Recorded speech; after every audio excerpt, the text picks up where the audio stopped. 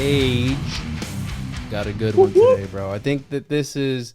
I had actually started watching this video, and and it was one of those videos that or movies that I didn't finish, right? So I started it, but I was only like a few minutes in. I guess I'd started it and then started doing something else, and I never watched it.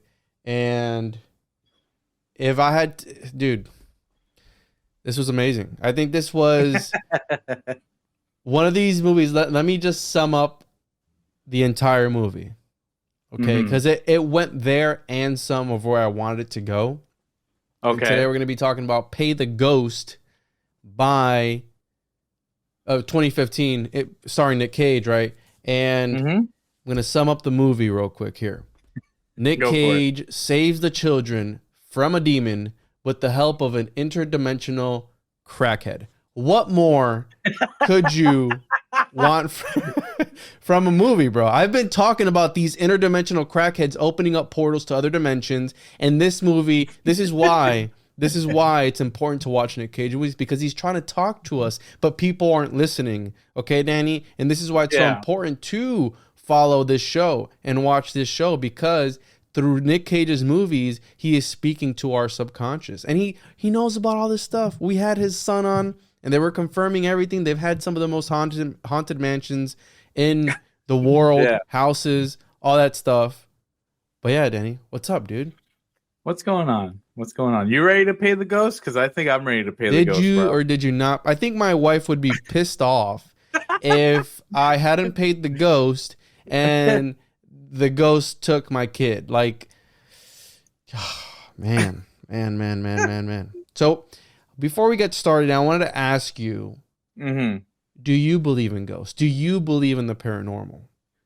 So I do believe that there is at least a plane or some type of what's it called? Like a medium. You know what I'm saying? Like there's a place that exists between, of course, our world and something beyond, where it's spiritual or ghostly, whatever that may be.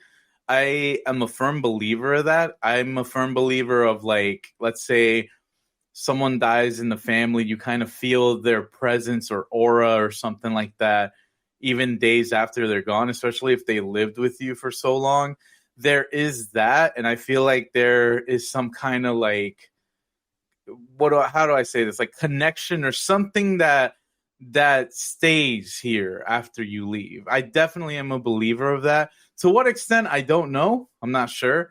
I've never been like a crazy fan of like the ghost hunters and all this stuff, because, like, I don't know. I feel like sometimes some of it may be exaggerated for entertainment value, but I'm always more interested in like the old school style of like, oh, look at this photography. Look, there's like an image here or something. Not like the basic, oh, look, it's Jesus on this toast. Like, no. I'm talking about like the more...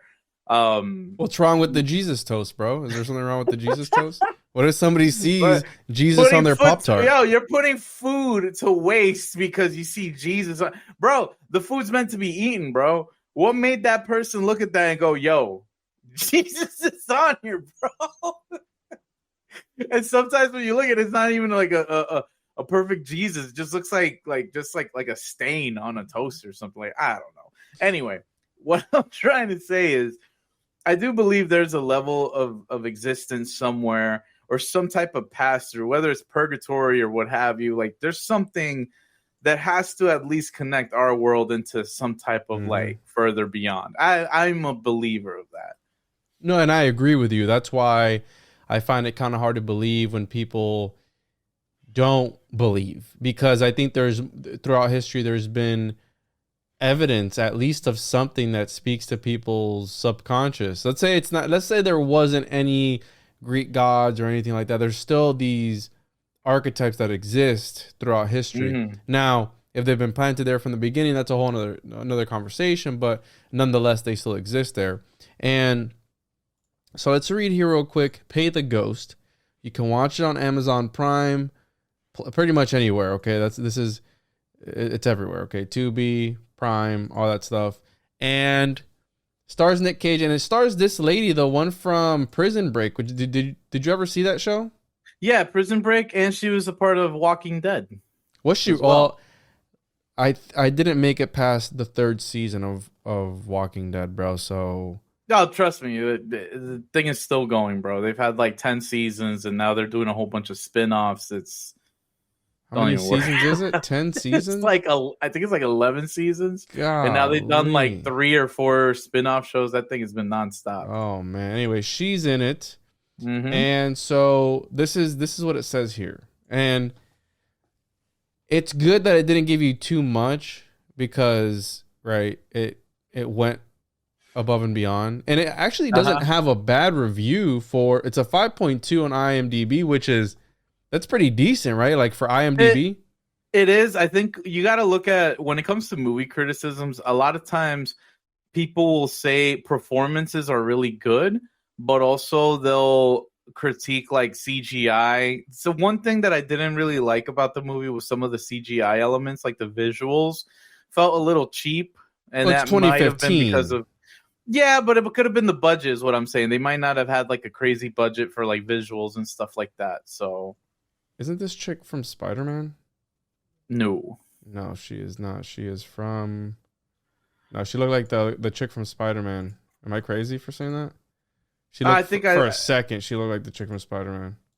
From like the picture, I can see what you're talking about. You're thinking of Kirsten Dunst from like the Tobey Maguire Spider-Man? Yes. Yikes. Yeah, you're thinking of Kirsten Dunst. Yeah. No. She kind of has. I see what you mean, though. I mean, Nick Cage was beautiful as always. Here he is battling the... Could I mention something now that we're reviewing this? It's so, like, this movie had a setup, and when the setup happened and you reach past like the first like third of the movie, I loved the nightmare sequence, okay, that he has first with the kid, and he's like, you don't see him, and then he like wakes up, whatever. It's like that little jump scare. And then when he wakes up and he walks over to like a table or whatnot, you see this whole wall of like this whole detective wall, like he's piecing all these pieces, like putting all these pieces together. And it's so funny because I'm like, oh, let's go. Nicolas Cage, detective, like vigilante, whatever he's going to do. All right, I'm in it. I'm sold, bro. Sign me up. I'm ready to go. So I'm over here thinking that he's like found all these connections and he's going to do all this stuff. Only for that to lead to another scene down the line, like 10 minutes later, where he's with his wife. He just does a Google search. He's like, hey, sit down. I have to talk to you about something, all right? Here, I Googled this. All right. I Googled this and found out that more kids were missing on the day of Halloween. Yes. It's so odd, too, because like the dialogue, I felt like the script was a little weird on certain parts because I know they had to get the movie going. Yeah. But the way that he finds out certain things, it kind of made me laugh because I was like, wait, where are we going? Like, he goes like, yeah, what's your birthday? That's how many kids were missing. What's our son's birthday? It didn't disappoint. It was weird. No, it didn't disappoint. Granted, bro, believe me, there's so much more I want to bring up of like what I loved about the movie. But the leaps in logic on certain things. Like, I thought he was going to point at the wall and say like, okay, we have this, we have all that, blah, blah, blah. But the wall was only there for the setup. And then he just went to his Google search and said more kids are missing in Halloween. And what's so odd, too, is that you would think, wait, wouldn't the police kind of know about this already? But then the cop also goes, yo, get me all the files. I don't got time for this, bro. You know, I don't have time for this. You know what? Give me all the files. All of this. He hangs up like typical, like he's thinking about it. You know what? Collect all the files about the Halloween kids. So the description of the movie, it's a horror mystery. A professor frantically searches for his son who was abducted during a Halloween carnival. What was he a professor of? They were talking about like literature. He was talking about Goethe. So he was like a literature type of like English type of professor, wasn't he? I want to say, yeah. I want to say he talked about Goethe, or is it Goethe? Yeah, Goethe, with the Faustian Pact. And what else did he talk about? He talked about H.P. Lovecraft. He brings up H.P. Lovecraft. He brought up Lovecraft, and then he brought up another one. Hold on, I'm trying to remember. Goethe. I'm pretty sure it was Goethe with the Faustian Pact.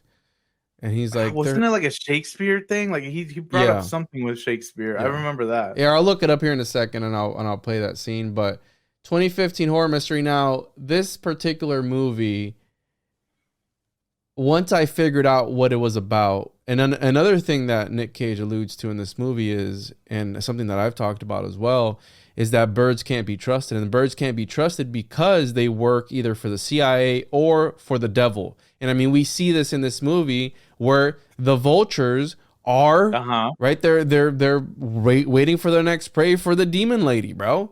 I mean, the kid knew it. And it's like this archetypical story where kids see beyond the veil. That is a theme that we've seen. When did that movie, was it with Bruce Willis? I see dead people. What? Oh, you're talking about oh my gosh, it's already escaping me. The Sixth Sense. Sixth Sense. There we go. Yep. That whole thing, and then obviously the whole plot twist in that movie. It's like the kid was dead the whole time. Or was it he was dead the whole time? No. Bruce Willis was dead the whole time. Oh, that's crazy, right? Like, yep. It's like watching Fight Club every time. You could never expect that at the end it was all him, and it's like, yeah. Again, typical. Honey, you saw that little ghost or whatever? Like, he draws the shadow person and all that whole thing. So you could see it coming from a mile away. It's interesting too, because like one thing I don't know if you picked up on it, on the details. Like, I noticed that they did a juxtaposition between the Halloween carnival party and then the like ritual thing that they were having at their thing. I like that detail. I found that really interesting because it's like something that can be passed off as like a celebration or something is also something that can allude to darker themes, darker practices. 100%. Definitely I like the detail of like the dark hooded figures behind the lady that was explaining everything to them. Cause it's one of those things that I don't know. A lot of horror movies don't do this, but they don't answer every single thing right away. Like, you don't get an answer to certain things. For example, who were the hooded figures? Who was the interdimensional crackhead? Like all that stuff, yeah. Yeah, all that stuff. Because by the end of the movie, and I started laughing at it because I'm like, they got the kid back. So how are they going to explain that to the detective? It's like, oh, there's interdimensional. Bro, there's a breakthrough. This lady just combusted in the house. Let's go ahead and sleep here tonight, honey. Okay, I'm gonna go ahead and sleep in the other room. And we know this lady downstairs. Yeah, was killed by a demonic entity. Bro, that's besides the point. They said, "Yo, you gotta." So they find out, and I don't know if there's any significance to this, that they have to cross that bridge between our reality and their like dimension before midnight. Is there anything significant with that? Since I'm like outside of like these sort of topics, and I know you're more well suited for it. Who would have known it was an actual literal bridge to the other side? I mean, that was beautifully executed. I mean, I don't think they could have come up with a more creative way to really show that. But the idea, I think it's between 12 and 3 in the morning, what they call like witching hour or something like that. Yeah. Where the veil is thinner and things happen, and the whole the lady. The one that the portal song ceremony thing that she was, where they're like talking and she's like, I'm actually just a teacher, and then she like starts walking away, but she actually kind of knew more than she was. She knew more about it. Yeah. That whole thing where they're using music, they're using these pagan rituals. They were also alluding to there being a church on an old pagan site. I believe that's what they were alluding to, where it was like built on this old site near where they had found like the whole, right, when she makes the connection of like, this is a curse from this lady and you have to pay they pay with kids, whatever. Yeah. So yeah, that the idea of the timing, not only is it astrological, but it's also has to do with the belief that the Sabbath and the Black Mass and all these different things that where the devil attends, or all these things are certain times of day. And usually I believe it's 12 to 3 in the morning. And you see this on all these ghost hunter adventure shows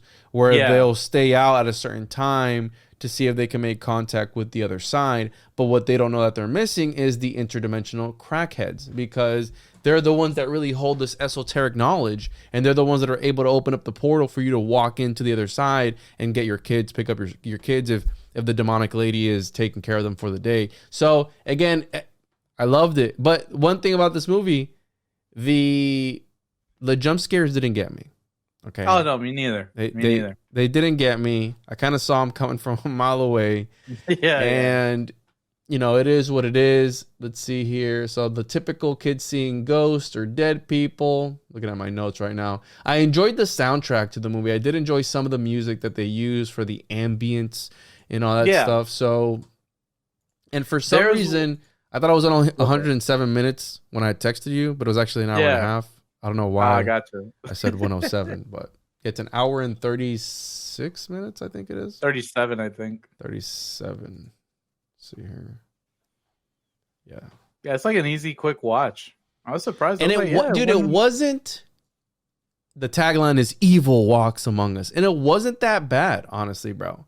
No, and it's strange too because, like, with it being a Nick Cage movie, I was quite surprised there wasn't a lot of like rage moments, not a lot of Cage rage. And I was still quite satisfied with this movie, at least with the way they made it, how it was executed. It was pretty interesting. I thought the guy doing the autopsy was gonna bite it, though. I really thought. Yeah, he's like, Jesus Christ, and he just closes the mouth again. So he's like, well, you're gonna want to see this, and then they open the body; it's all charred up inside. She combusted from the inside. Storyline. I didn't see this. 1 year after Mike Lawford's young son disappeared during a Halloween carnival, he is haunted by ghostly images and terrifying messages he can't explain. I didn't catch that. I did not see that it was 1 year after his kid has disappeared. It is like after he disappears.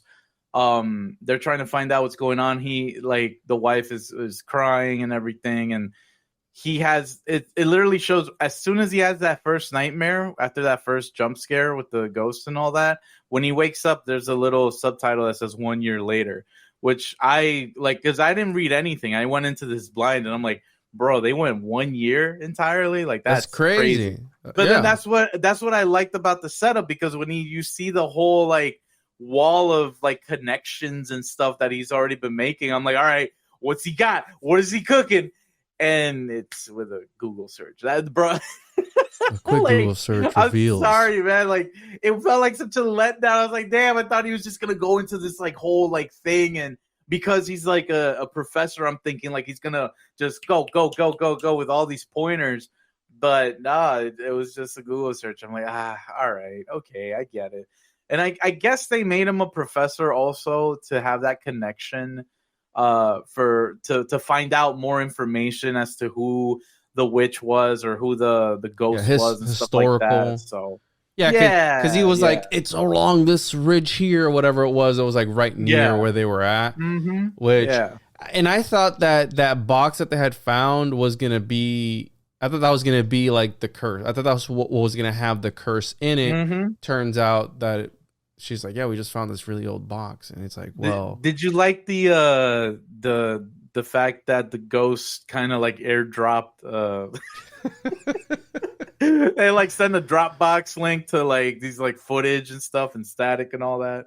Oh yeah, you talk about the camera with the cabin in the woods. Looked like now that I watched it, it feels like the kids were trying to communicate out or something. So here, because this movie actually connected a lot of dots for me. Not only do we now know that ghosts love Razor scooters, they haunt Razor scooters. But this showed me where perhaps the legend of the black-eyed children come from, right? And this is something that I've heard about before, but I've never looked into, right? And so while tabloid coverage of these creatures has claimed that tales of black-eyed children have existed since the 1980s, most sources indicate that the legend originated from 1996 postings written by Texas reporter Brian Bethel on the ghost-related mailing list relating to alleged encounters with black-eyed kids. And so a black-eyed children or black-eyed kids is an American contemporary legend, are paranormal creatures that resemble children between 6 and 16 with pale skin and black eyes who are reportedly seen hitchhiking or begging or are encountered on doorsteps of residential homes. And right, like the whole thing was kind of centered around these children that are taken as an offering to this. Well, they related the Celtic goddess of the moon, which I'm going to look some stuff up here soon. But I was like, damn, this would make sense that these black-eyed children exist in another dimension. Okay. So I hadn't made that connection until I had seen this movie. I was like, okay. And then there's something about this archetype of the cabin in the woods, right? Because we always see this cabin in the woods, cabin fever. Is it something, what are your thoughts on that? Is it something that, is it like spooky because it's in the woods? I think with many details that I even think about from the movie, because they brought up, what was it, like the plague or some type of like plague that happened? Yes. So they blamed it on them or whatever it was. They blamed it on them, but like it was also one of those things that like I think when it comes to like cabins and all that, there's an element of horror that's always existed about being secluded out in an open area, especially when you think about cabin, you think about like nature, woods and everything. But there always seems to be this type of feeling or dread about being alone somewhere far away with no one to help you. I always feel like that those type of things kind of add to the horror, because there's those elements that no one can, like I said, no one can come out and save you. No one can, like, anything that you can encounter out there, whether it's the paranormal, whether it's beast or some type of animal or humanoid type of animal as well. There's always been an unlimited amount of horror that you can create with being somewhere far away like that. And as intriguing as it is, because nature is beautiful, when it's at night and you don't hear anything except like stuff like, you know, nature out there or anything like that, the way that you can turn that into horror is like, okay, take the sounds of nature away and it's just dead quiet. That instantly will get anybody's blood pumping, like, okay, what's going on? I don't know. I've always liked that. I happen to like, I'm a big fan of like the Evil Dead movies, even though those kind of go more for a campy and type of like comedic type of vibe. There's still that element of like, you know, young kids or young adults messing with something they shouldn't be messing with. Some cases it's like a Ouija board. Other not times this it's like one. Dad just didn't pay the ghost bill, and the kid got murked by the ghost. Bro, Papa, por favor, pagar el fantasma. Okay, can we talk about that other kid that got kidnapped? His dad is a straight up junkie. So, like here, let's address this first. He so said, happiness. "Yo, give me money." He paid him like $100. Let's address this first. All right, let's go by. Happiness is a cabin on 100 acres, 3 lakes, 2 mountains, a forest, and no neighbors. Boom. That's Skinwalker certified right there, because he's looking on Zillow for all these properties as to where to go hunt. So the junkie, that's an interesting one, because they say, from what I've heard of people, and I'm assuming that the guy's addiction was methamphetamines, or however you say it. Yeah. And the thing about that substance is that they say people on that substance are able to see into other realms, other dimensions. Something about that substance that, from what I've heard, people, it like slows time down. It dilates time in some sort of way. So, but again, all the kids that were missing, their parents weren't doing this stuff. So, but I don't know if it was alluding at that people who do, right? Because again, the interdimensional crackhead, he was able to didn't he ask him for something in exchange? Like, all right, here's the portal, you know? Yeah, he gave him the watch. I don't know if the watch had anything time, space and just time. So he knew what time it was, because he was blind. It was strange. Oh, was he blind? I didn't even catch that. Yeah, he was blind. A blind interdimensional crackhead. Crackhead, yeah, exactly. Golly. So that's Papa, el fantasma, por favor. So what I found interesting about the script, at least the way that it was like mapped out, I felt like they missed a lot of opportunities. I don't know if it was probably because of a rushed like production schedule or something, or shooting schedule, because the moment that the parent, right, the dad who lost his daughter or son, sorry, it was his son, and he's like, he told me in Spanish, "Oh, can we pay the ghost?" Was it and a he son? was like, who cares? Yeah, it was a son. It was a son. The kid went missing. He didn't pay the fantasma. The fantasma. So the kid goes missing, right? And then he, like, I guess, cerveza. he goes into like a life of drugs and just, to anybody that talks to him, he's like, yo, give me money. And Nick Cage just gives him money. It's the like, graffiti, it says pay the ghost. What does it mean? Pay the ghost. What does it mean? And he's like, oh no, he said all that. And I'm like, okay. It's like, hold on. We have to let the demon scream for a second. Everyone turn off the fire. Yeah. Let the demon scream. Well, the thing I found funny is that they bring it up to the detective, but then the detective goes to the third parent that also lost their kid the year before. My thing was they always do this in horror movies, and I know you probably picked up on it a few times when the guy's like, yo, you gotta believe me, this is the story, like the ghost, bro, he's real and he took my kid. You're talking crazy, bro. You're like, I don't know what you're talking about. And then he talks to somebody else. They just so happy to be on drugs or something negative. And and then he says, bro, that's amazing. And then he says it. He's like, oh yeah, no, he said that the ghost is real. The guy says the ghost is real, and like the detective would have been like, oh, that guy's a drug addict. He doesn't know any better. Blah blah blah. You know what I'm saying? They missed a shot at that. So I don't know why they didn't do it. Oh, was that the director? Was that the director who cameoed as a? No, that's not the director. That's somebody else. I think it looks like him. No, it's not, because the other photo that he's with that's the director. The one with the beanie's the director. I don't know who that guy is. I guess he's probably like one of the producers or something. Anyway, yeah, because the camera focused on him a bit on the flashbacks. That's why I was like, I couldn't recognize him. Regreso do Mal. Is this Brazilian? Probably. The poster really threw me off a bit. See, if it would have been like that would have been more accurate. But the other one looked cooler, and it threw me off because I thought it was gonna be like a more, I don't know.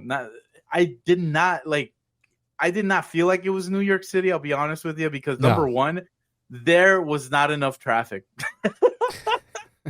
I've only been to New York one time, bro, and it was Chinatown. Bro, he was chasing a bus in New York City, right? 2015, New York City. He was chasing a bus at full speed, and he managed to have not one but two taxi cabs like avoid him and do the skidding and everything and just drift away.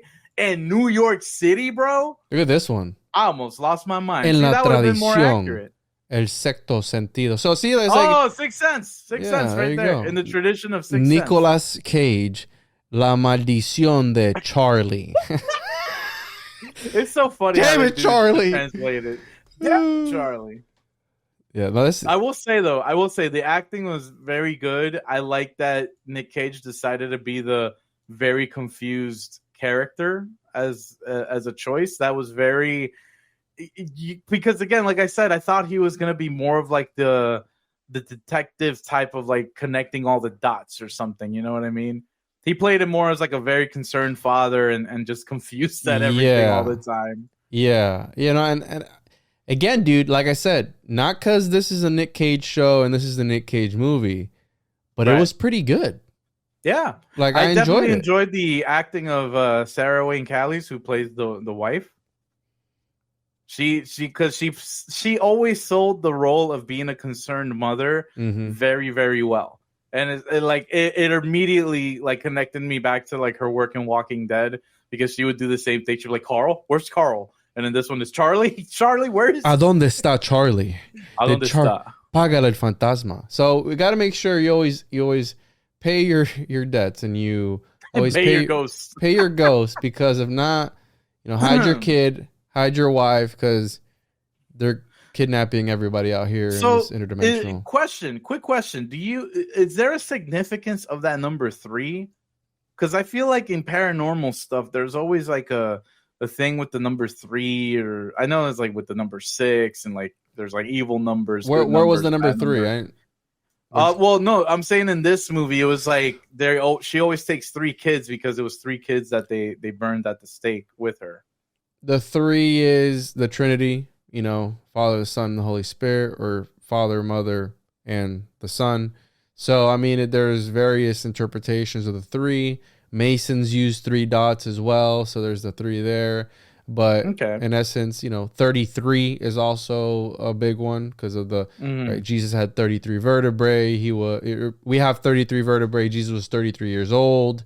There's a whole bunch of different interpretations of that. But yeah, the three is the triangle. I mean, it's tri. So that's what, as far as I know. Okay. And I'm sure in gematria or anything else, there is another significance. But yeah, is there you said you were probably going to look it up, or with that whole Celtic I'm looking tradition, it up now. was there anything in particular that would have been like close to what they had mentioned about? Because I don't want to say that it's not possible, but I couldn't remember anything in particular about like if there is a ghost. I know there's a. Did they mention a Celtic spectral, a Celtic goddess name in particular? Because again, this is funny because I'm mentioning video games here, but there is a video game that I play a lot called Smite that does called Battleground of the Gods. It's pretty much like different gods from different cultures and stuff like that in battle, kind of like League of Legends style. Mm-hmm.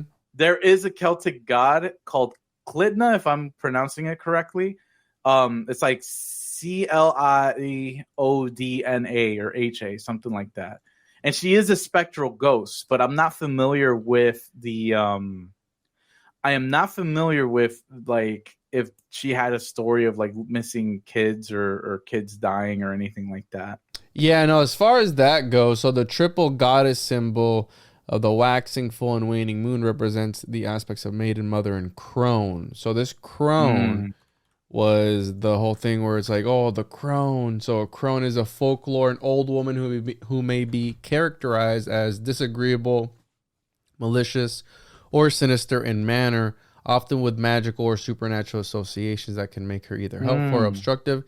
And the crone is also an archetypal figure or a wise woman. And correct me if I'm wrong, Danny, but didn't your dad one night have an experience where he felt like there was somebody sitting on his chest? Yes, yeah. This was after my grandma had passed away in 2005. There was a night where he went to sleep and damn, it was that long ago, dude. It was that long ago, bro. God. He felt like there was this immense pressure on his chest and that he couldn't move up or anything. And after what felt like a few minutes or something, he was finally able to get up. So he always felt like that was some type of force or something, some type of energy or I don't know, something like that. He always thinks it was something like that was holding him down. Well, the reason I say that, Baba Yaga, that one's more Slavic. Yep. The reason I say that is because the old hag is a lot of times with sleep paralysis, people experience that entity sitting on their chest. So, but yeah, I don't know about the kid aspect of it, and it's interesting that they have Hecate and some other stuff up here too. Yeah, Greece's Neoplatonists. So we have drawing of Hecation, which is like a triple Hecate. That one's Hecate, depicting Hecate as a triple goddess. Let's see here. That's interesting. Yeah, it is. Like I said, I'm not real big on paganism. I don't know a lot about Wicca or anything like that, but I know some of these goddesses. And yeah, the Dianic tradition. So that's where it's got the pentagram on it. The one that they showed in the movie didn't have the They didn't have one, no. The pentacle on there. So Dianic witchcraft, modern pagan. So this is all modern goddess tradition focused on female experience and empowerment. Leadership is by women who may be ordained as priestesses. So this is like Wiccan stuff. This is modern day. It gets very feministic. Okay. And all that stuff. So yeah. And again, as far as the kids, I don't know. Maybe they added, because what I like to do is when I'm watching these movies, I like to see how accurate they got to the lure. Because that's the thing. Because just because you see it, right, doesn't necessarily mean it's true. Sometimes they switch it up, put their own twist on it, and all these different things. And one of the things that interested me when the guy was like, right, I thought some crazy stuff was gonna happen when the corpse is opening up. And I was like, yo, this is about to be crazy. The guy's about to die. And the guy's just, Jesus Christ, close your mouth. He just closes the mouth of the corpse. Yep. So he opens it up, and the internal organs are all charred, as if she was burned alive. And this is the scene where from the inside. But that was indicative of how the original witch. I guess she wasn't a witch; she was just burned at the stake. But that's how she died. She was burned, and I guess that's why she was burned on the inside. But spontaneous human combustion is said to be here it says it's a pseudoscientific concept where somebody just turns on fire. And there's been cases throughout history of people turning on fire out of nowhere. And natural explanation. So some people have low mobility, advanced age, or obesity, along with poor health. So they show a high likelihood of having died in their sleep or having been unable to move once the place caught fire. But again, smoking is often the source of a fire. Again, there's various explanations and there's pictures, which I'm probably not going to pull up because I believe some of them are. Yikes. I'm trying to find something here. Apparently, this was off of a novel or novella or something like that. Really? Yeah. Some of these human combustion pictures are wild. Yikes. All right. Wow. So I'm trying to find the what's the cast and crew, but I'm trying to find the because I think it's off the same name. They didn't put the title; it just said based off the novella by so and so. So I was trying to see. Tim Leben, based on the novella, by short Tim story. Leban. Yeah, it's a short story. Oh, okay. So Tim Leban here. Let's look up. He's a British horror and dark fantasy writer. Let's see what other works does he put out? So he's also put some other stuff out released April 10th, 2019 on Netflix. The Silence was made into a film by John R. Leonetti, and that is on. Leban also made a cameo as a corpse in the film. Hey, that's what I do. That's what I do if I write a horror story or something. You better cameo me in it somewhere. So Pay the Ghost, Leban. Let's see if we can find the. Oh wow, yeah. It is a book.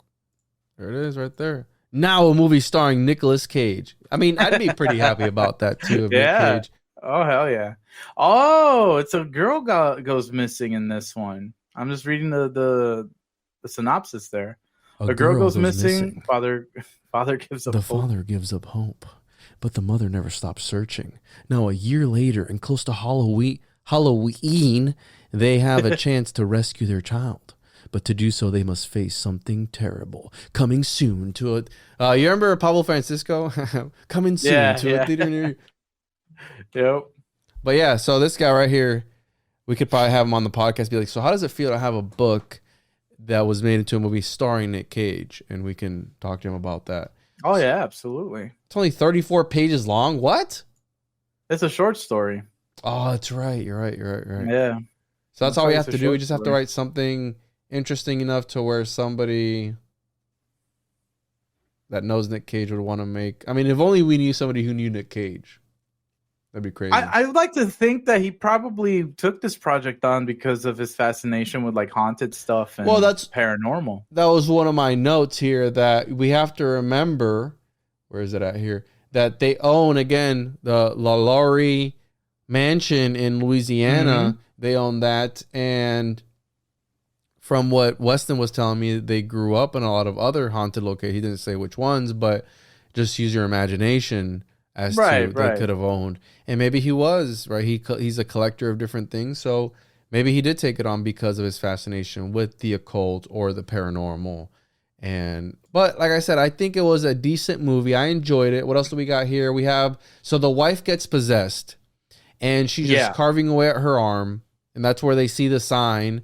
But it's like, he was so calm about it when he snaps her out of it. It's like, oh, what happened? Oh, you were, what did he say? You were hurting yourself. He said, you were cutting yourself. And she's like, oh, okay. And then, oh, okay. What? Yeah, bro. I was like, bro, she's just carving her freaking arm. And this dude's like calm as heck, you know?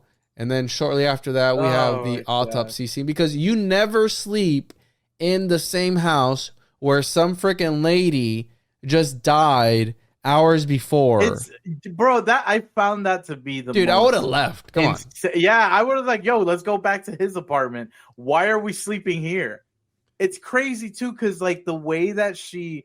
So, what is your opinion on these people that like classify themselves as like a seance, like medium type of person? Or I never find the right words for them. What are they actually called? Like the Mediums, yeah. yeah, okay. Psychics. So Yeah. psychics, yeah, and they're like, oh, let me get something that belongs to him. That's like a connection to him. My nipples are Do tingling. you? That means there's a ghost nearby. So I think that there are a lot of charlatans in that field. It's easy to become a charlatan, like to manipulate others into thinking Yes. that. Yeah. Do I think that there is another side, that there are multiple layers of reality? Yes. And do I think that some people are able to tap into that? Absolutely. I mean, that's how you get prophets. They're getting downloads from source or whatever it may be from God. And I also think that maybe there is this liminal space where, or like days, or like the whole Portal song, all these different things. As soon as she started getting to that, I was like, let's go. And then when he gets to I thought well, now it makes sense why he has the glasses, because he was blind. I didn't even catch that. So he probably wasn't a crackhead, but I'm going to still call him an interdimensional crackhead.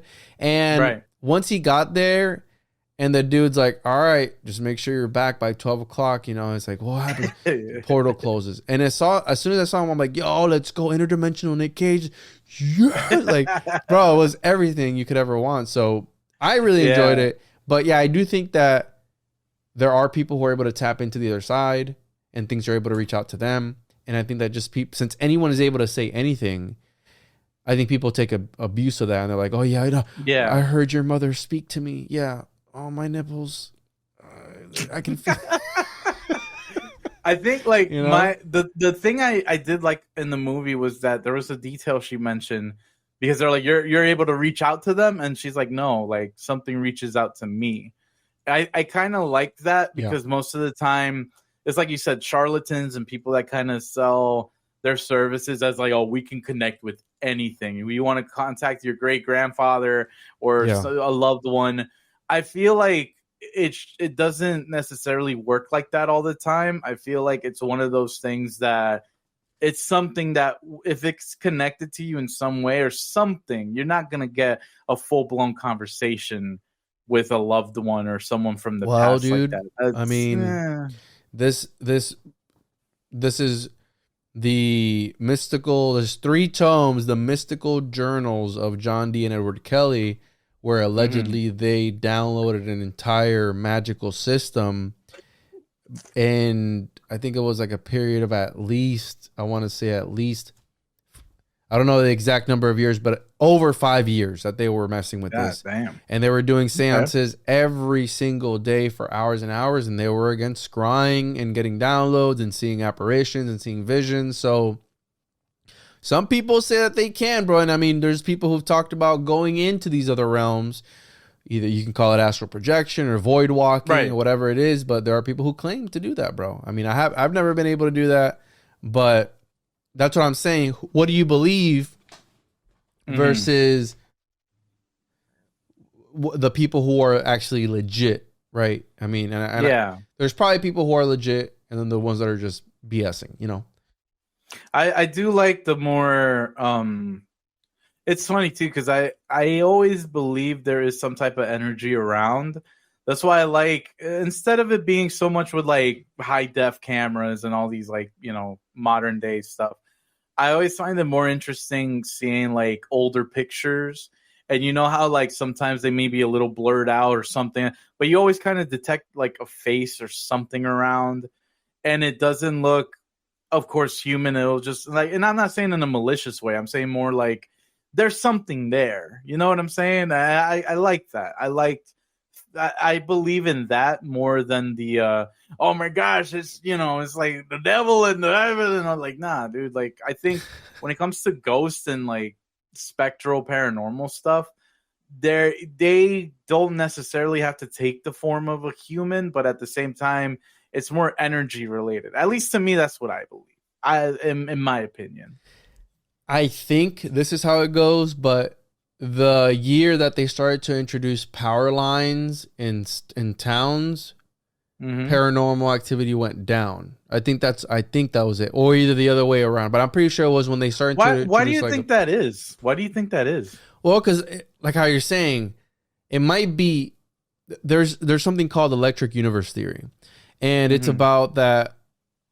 Again, it's very convoluted, but it's essentially that everything goes back to electricity and some sort of plasma, electricity, all these different things, and that a lot of the phenomenons, a lot of the symbology, a lot of these gods and goddesses that we've seen throughout history were actually plasma events in the sky that were happening when the planets were much closer to each other. So saying that reality itself, if you really think, let's really think about it, right? We're talking about movies, The Matrix. He goes, yeah. Well, what is real? Is it the sensory? Everything is electrical impulses that your brain. Everything goes back to electricity in some sort of way. If somebody shocks you hard enough, your heart's gonna skip a beat, or it's gonna start your heart up again. I mean, it's all about electricity, and they say that the brain emits, thoughts emit a small amount of light. And again, so point being that if there was to be electricity introduced and these apparitions and this phenomenon is electrical to begin with, it would interfere with that, right? So that's why when you have technology on you, you don't see these entities because it's messing with that. It's every time you're around a ghost, oh, my battery's drained or whatever it was, right? There's always that phenomenon that it draws from something. So, and the way that it draws from it, it could also interfere with it. You know what I'm saying? So, mind you, bro, I mean, I think that there is something to it. Ball lightning is another weird phenomenon where there's just balls of lightning of energy just walking, bro, just like moving. And people see it like, well, yo, what's this? So, I think maybe part of the phenomenon might be electrical in nature. And not electrical like electrical wiring, but like electricity is a thing. It almost has a mind of its own. Fire is almost like a conscious thing, right? It's like, it's weird. It's like, it's moving, it's alive, it dances and all these different things. And I think that's why there's stories surrounding the origin of fire. Prometheus gave, the one thing that Prometheus wasn't able to give to humans was fire. And then the Titans got pissed off at him for giving man fire. So now that might be symbolic for a whole bunch of other stuff, knowledge, sacred knowledge, whatever. But interesting nonetheless. Why do you think, if you don't mind me asking, like, what do you think is like the reason many of them try to interfere or cross over to this dimension or mess around here? For the sake of keeping it like on the movie, well, she was pissed off, right? So she's like doing revenge. Revenge. Yeah. So the concept is, energy cannot be created nor destroyed. It can only be transformed. So take that into any phase of life.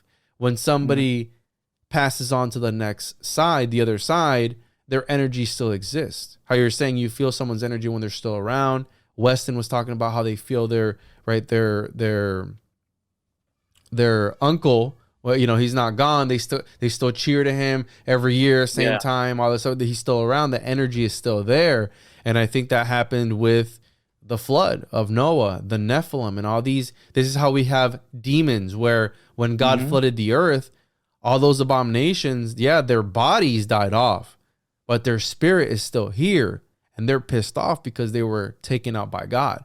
So that's the origins of demons, and then why we have all these weird poltergeist activity and entities that possess people. That's why they, like you said, they transform. So like, if it died a horrific death or something, like in the movie, I think the way that it sounded like she was cursing them, but at the same time, she would have transformed also into staying around and all of that. Okay, yeah, that's true. I can see where you're going with this. Yeah. So let's rate this. Oh, so one more thing. Are you ready for Pay the Ghost 2? Because we completely forgot to talk about the lady that got yeeted out the window. Oh my Lord! By the demons. I laughed at that. And then at the end of the movie, all that lady did was just share information, bro. It's a public library, like it's a public place to find that stuff out. and she got yeeted out the window. And then she got possessed by an entity at the end there. And oh yeah, she had the black eyes, I think, at the end. Yeah, that means that there's gonna be a Pay the Ghost too, which I wouldn't mind. Yeah, bro. Boom. All right, bro. So I'm gonna rate this Pay the Ghost a 7, dude. Let's give it a 7. 7, I agree. That was definitely great. Here, where is it? 2015. I think it should have been. Yeah, there it is. There it is, right there. Yeah, I think it was a strong 7. I enjoyed it. Yep. Again, you can watch it on demand. It's available on there. And now freaking Amazon Prime is running ads on their stuff, regardless of which is dumb. So it is, bro. Anything for them to make more money, bro. That's what they're doing. So how many movies was there? 115. Did you see that new one that's coming out, the Arcadian? I keep hearing about the Arcadian. Yeah, comes out on the 12th. Looks dope. I want to see it, bro. I want to see it. All right, so we have 115. Let me put it here. Hold on. Spin wheel numbers. Which one did I use last time? Here we go. Oh, here we go. You had the one that had the big wheel. It's already on there. Let me bookmark this. So, picker wheel. Let's go 1 through 115. Let's see what. Actually, all right. So we're gonna take next week off, so I can edit these episodes and start putting them out. Yep. And we'll talk after the show. Maybe we can do seasons. I don't know yet. All right, we'll figure it out. However you want. Yeah, we'll figure it out. Anyways, people won't know that we took a week off, but they'll see this. All right, so let's spin this and see what happens. We already paid the ghost. Let's see what's next. Gotta pay the fantasma. Damn it, Charlie. Whoa, your voice went a little muffled there for a second. 68. All right, almost 69. That would have been awesome. All right, so 68. What do we got here? Let's see. 1,000 words. He was a producer only, though. What are we gonna do with that? I don't think there's much to do with that. I don't think if he's not in it. 1,000 Words is that Eddie Murphy movie? No way. That's funny. Co-produced by Nicolas Cage. It's starring Eddie. What? Yeah, it's like I think it's a rom-com, if I'm not mistaken. Oh, so you took pretty much most of like the stuff that he was either all the with? Stuff, yeah. Oh, okay. That's fine. Well, let's run it again. Okay, it grossed 22 million on a $40 million budget. Yeah, it's got to be a Nick Cage film. It's got to be a Nick Cage film. I'm pretty sure the movie's great. I'm pretty sure it's good, but yeah, we're not looking for just Nicolas Cage produced. We're looking for starring the man himself, Nicolas Cage. All right, here let's take this out. This is so embarrassing. I'm sorry. I know. I know this is gonna happen. So. And we already broke the streak. He didn't have a mustache or a beard in this one. I noticed that. Here we go. I noticed that. Oh yeah, he looked great when I pulled up those. Yeah. So remove choice. Yeah, I would say so. 115. All right, spin it again. Here we go. Let's do it. Oh boy. I know 69. Almost 77. Why do I feel like we already did 77 though? Did we? Let's check it. No, we did 79. Okay, Dying of the Light. Okay, all right. Oh, this looks 20 is a 2014 American spy film. Ooh, here we go. Yo, espionage. Let's go, bro. I love me a good spy movie. Oh my god, I'm a big James Bond fan, bro. So give me spy stuff. It stars Nicolas Cage as an ex-CIA agent suffering from dementia. All right. Sign me up, bro. Wait, is this the one with the samurai sword? So who is on a personal mission to track down and kill a terrorist who tortured him 2 decades earlier? Hold on, bro. Wow. Hold on.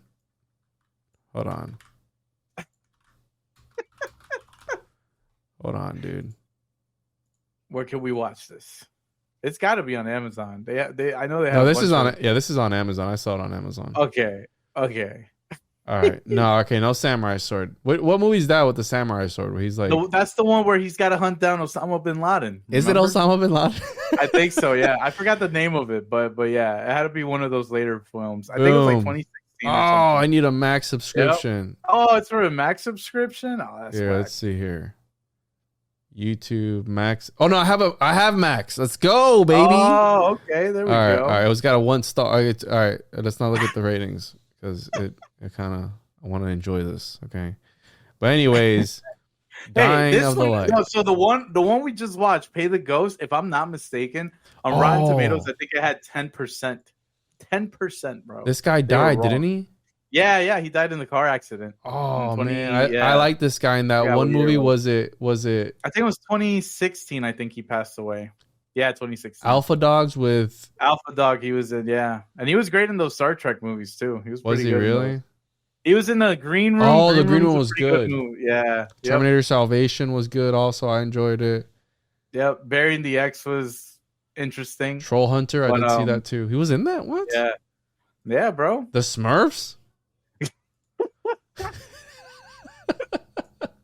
Anyways, R.I.P. to this guy. I did enjoy his movies. Anton Yelchin, man. He's only 27 years old. Yikes. Too young, bro. Too young to go, bro. Too young. R.I.P. Well, check it out. Dying of the Light. We'll be back. Dying of the Light. We'll be back when we're back.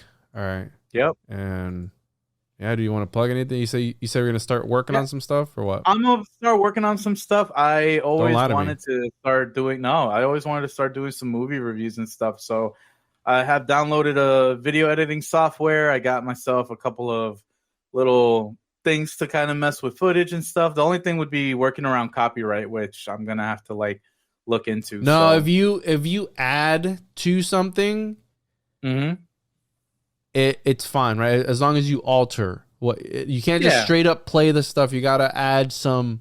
You know what I'm saying? Like you gotta, put your face next to it or something. You gotta add, like a little stamp or something, and just kind of put it somewhere, and also just kind of, add more, not play full scenes out and stuff like that. But don't worry about that till you're monetized, bro. So just build it up. Yeah, exactly. And then once you're monetized, that's when you start worrying about that because you can't get monetized unless it's not copyright. So, yep. With that said, you want to tell people where they can find you, bro? Y'all can find me at Daniel Rockstar. That's at Daniel RCKSTR. You can find me on Twitch, Instagram, Twitter, whatever social media you trust or don't trust, I'll probably be on it. So it's fine. Thank you. They're all very much, Juan, for having me on.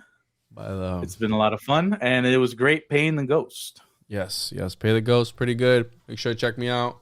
TJOJP.com, one-on-one podcast. All that good stuff. Make sure to go subscribe. I don't know how I'm going to put this out, if I'm going to make its own feed or what. Who cares? But yeah, we'll see. We'll see you on the next one. Bye. Later.